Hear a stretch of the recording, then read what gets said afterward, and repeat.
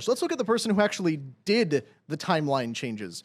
Joe Lombardo, who was at that point the sheriff of the Las Vegas Metropolitan Police Department and was, by all accounts, like a kind of a local celebrity. You know how we have those in Florida as well? Yeah, Grady Judd, people like County. that. Like the hard-on crime, traditional-looking Republican sheriff guy. This was Lombardo's whole thing. Yeah. So Joe Lombardo, in the days after the shooting, changed the timeline multiple times, which is what forced Jesus Campos to change his timeline for the shooting.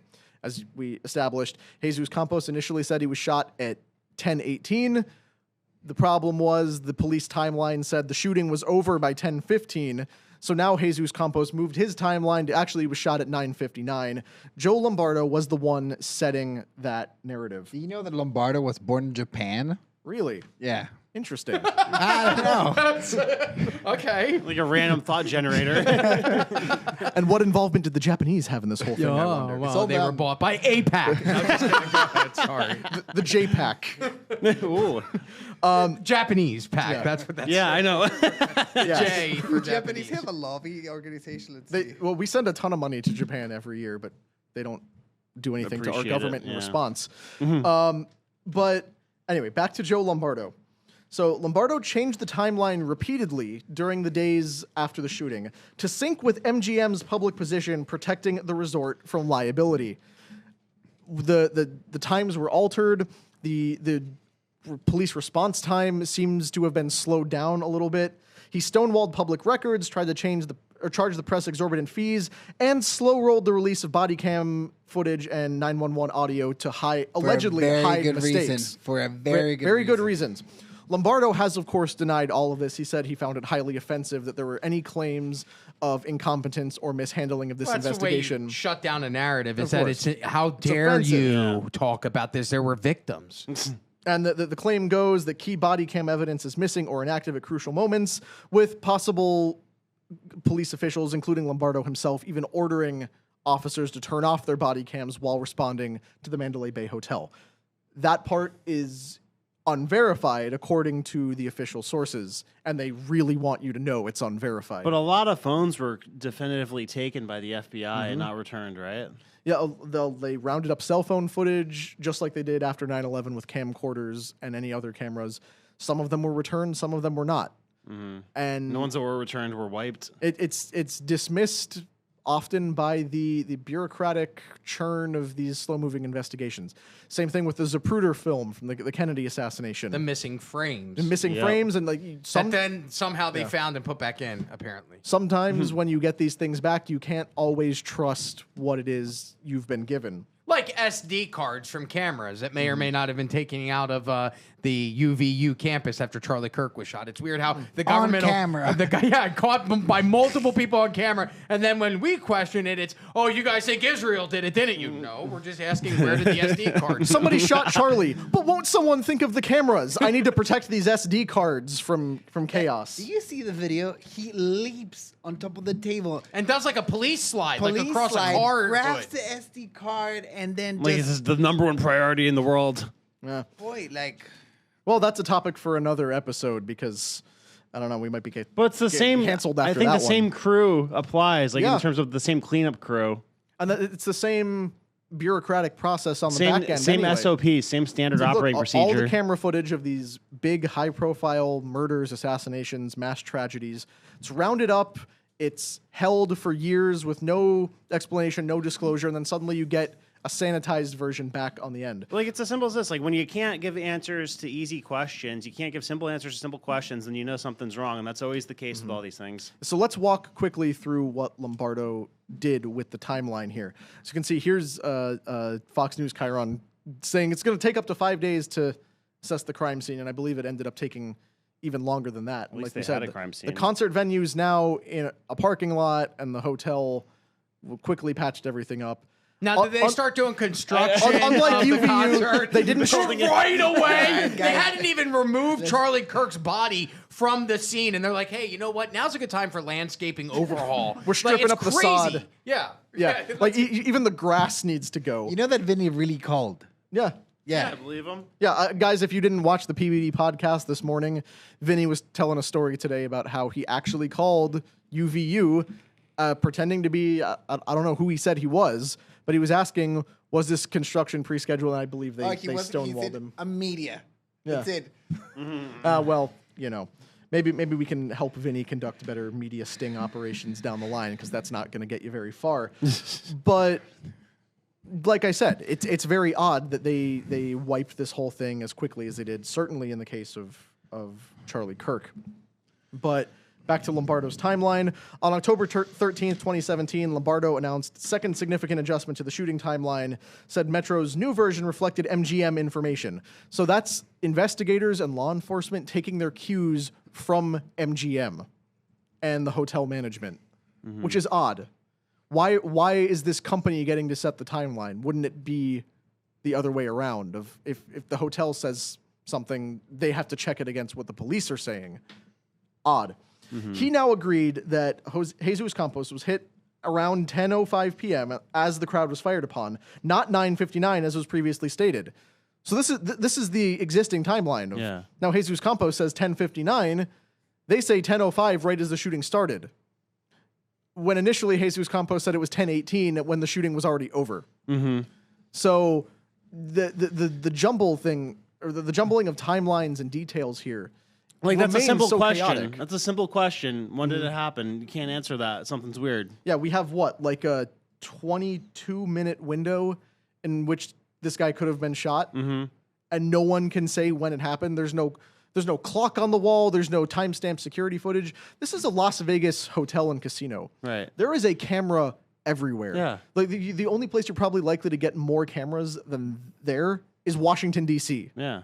But for some reason, there's no security camera footage anywhere that shows this happening. Similar I'm to at a how loss. there was missing videos that were confiscated by the FBI and the CIA following the 9/11 attacks. There was 80-something surveillance cameras reported in the area that filmed the plane hitting the Pentagon that were confiscated. And for some reason, here we are 24 years later, and they still cannot release that footage to us because it's deemed against the interests of national security. Most secure building on the planet, and we have 2 frames Wouldn't that show a definite alleged confirmed plane. Las Vegas, Nevada is number 9 on the list with the place of the most security cameras. Vegas. Yeah. So what's above it on the list then? Number 1. Jeffrey Epstein's house. Come on. Number 1, Jeffrey Epstein's house. No, number 1, Atlanta, Georgia. Number 2, Washington. That's weird, though. Then Philadelphia, San Francisco, Denver, Chicago. Those are like all the worst cities in the. Well, I guess it would explain why they have so many cameras then. But it's per population. Yeah. So All right. security cameras per capita. So here is Joe Lombardo at the time talking about the status of the investigation. I cannot give you an accurate number at this point. We have well in the excess of 100 plus injured and excess of 20 plus that have died at this point. So we will get those numbers to you accurately as soon as we can. But please bear with us. This is an ongoing investigation. But we are comfortable that the primary aggressor in this event has expired or passed away and is no longer a threat. There's been multiple phone calls and accusations or conjecture coming through social media that there's multiple shooters at other resorts. That has been proven to be false. Additionally, there's been accusations or beliefs there's some explosives going off. That is also false. The only explosive contained in this event was from our SWAT team breaching the room. So please, we are pretty confident that there is no longer a threat other than we are attempting to locate the person of interest. No, not at this point. We believe it's a local individual. He resides here locally. I'm not at liberty to give you his place of residence yet because it's an ongoing investigation. We don't know what his belief system was at this time. So even back then, setting up no motive, no known ideologies, nothing that would indicate he was any kind of terrorist or had any motive to do this whatsoever. And years later, Joe Lombardo goes on to become the governor of the state of Nevada. I mean, he was between elections, so he became sheriff, and then this was between his second term as sheriff. All right. And then I was looking up like how people there felt about Lombardo, and at the beginning, the whole hero thing, and then there was a lot of criticism. And despite the criticism, he managed to lock in the second sheriff term. Yeah. So let's talk about what Lombardo was doing with the officers, because I said What? Sorry. Jeez. So I just asked ChatGPT. I said, how many sheriffs have become governors in the United States over the last 10 years? I could only reliably identify one person in the last 10 years.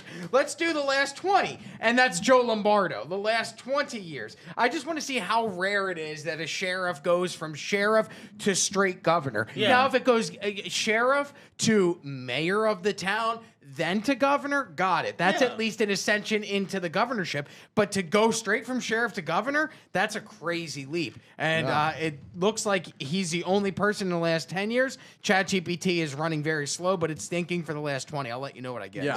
Think of how to spin that one. Regardless, we shouldn't talk too much shit about this guy because we might be going there. Yeah. We do Yeah. business in Vegas, so we Yeah. don't want to burn our. No, he's a great burn governor. Too bad. hey, you know what? He's a Republican. No enemies to the right. Well, guys. Rob, okay. you're still getting framed, Rob. All right, so this doesn't help. Over the past 20 years, only 2 sheriffs have become U.S. governors: Mike Parsons in Missouri and Joe Lombardo in Nevada. Those are the only 2 since 2005. I bet something weird happened with Parsons too.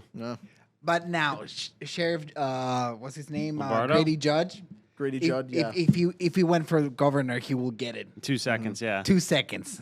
And who knows? There might be weird stuff with Grady Judd too. There hasn't been. No, I know there's don't all sorts. ruin Of, that for dare us. you. Yeah. There's all sorts of claims again.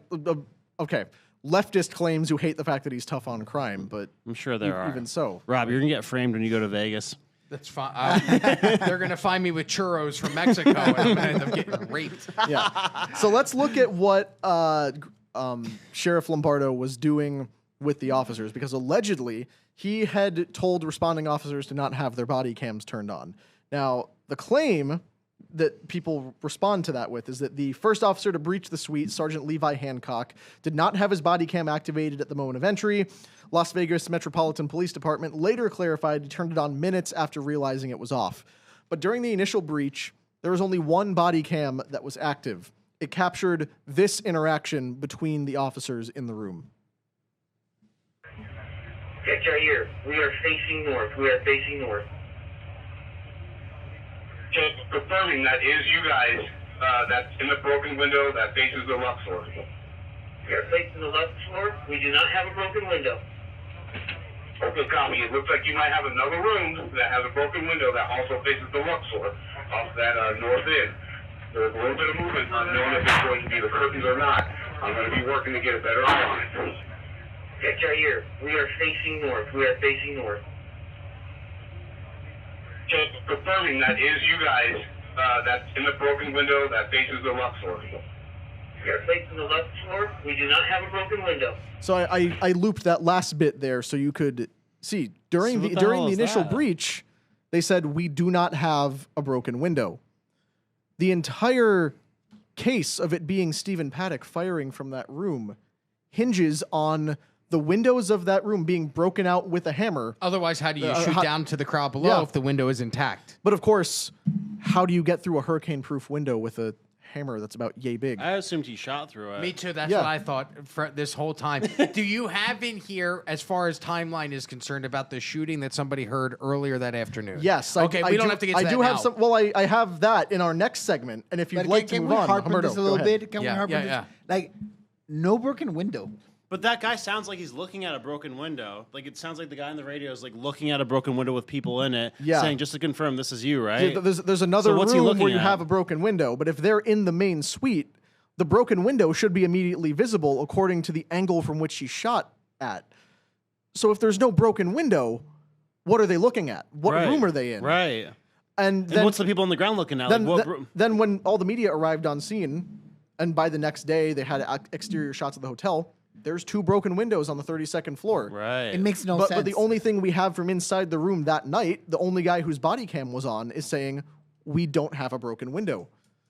So That's where bizarre. were they? What was dispatch looking at? And if there are no broken windows at that point, where were the gunshots coming from? So it can't possibly be the same room that Paddock was firing from if Paddock is indeed the shooter because the windows weren't broken out. So maybe they're at a different room. So they got Well, the did room the wrong? shooting happen in a different place than the crime scene was staged? Because that crime scene was like clearly staged. That's to be a strong crime scene. statement, Brandon. A strong stagement. A statement What? that it was staged. The crime scene? Yeah, allegedly. It couldn't be more staged. Let's throw it allegedly in there. I can't.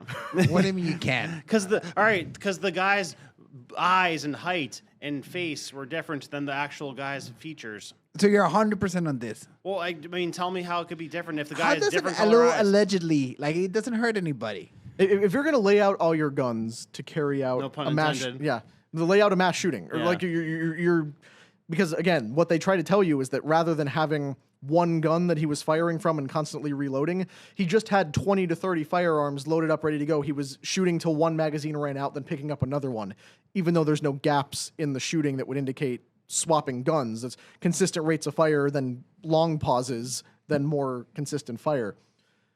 Wouldn't you have the guns staged in a way that makes sense, like one next to the other, like some sort of system, not here's a pile of guns Scattered. over on the counter, here's a pile of guns on the bed, magazines and ammo thrown all over the room. It does not make any sense No. that someone who's going to try to pull this off would do it in such a disorganized fashion. Exactly. So if it wasn't Stephen Paddock, who was it? That is our next question. So if you like this clip, click right here. And if you want to see more like it, click right here. Stay angry, Patriots.